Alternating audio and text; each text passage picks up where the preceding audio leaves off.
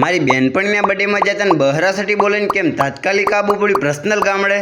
જય દ્વારકાધીશ. આપણે દાવાની કાતા મારી બેનપણીના બર્થડેમાં પછી આજે ગુલ્લુ વ્લોગર આપણને લેવાની ઇસ ટાઈમ તો ખસકાઈ મેલીને પછી મારા રેઢિયાળ મિત્રને લઈ લીધો.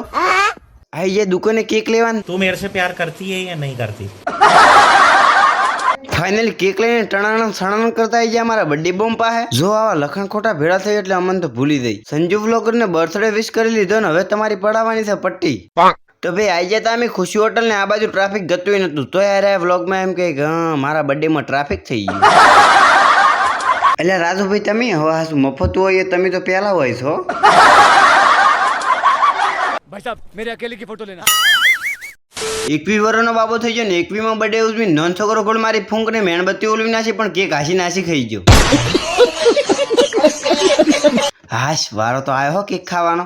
ઉલુલુલુલુ મારો બાબુ કેટલા વાલાનો થયો. ગુલો કેક પેક કરે છે એટલે इसका मतलब है इसका मतलब है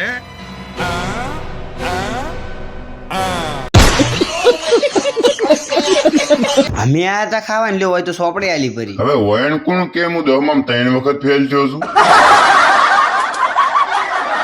ડાયા થઈને લઈ જ લીધું છે પણ લે મને કોઈ ખબર તો નહીં પડતી હો. મારી બધી સખીઓ ખાવા બેસી ને આ સખીને મને ખબર નહીં શીખર હું પ્રોબ્લેમ છે. પછી આઈ લચીન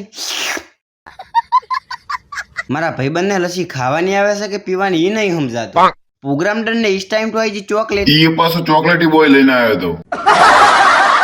ખાવાનો પ્રોગ્રામ ડન ને હવે હાલવાની હતી ગિફ્ટ. લ્યો તાણ ભે સદા બૈરાના હાથના વાહણ ખાતા રહેજો હો.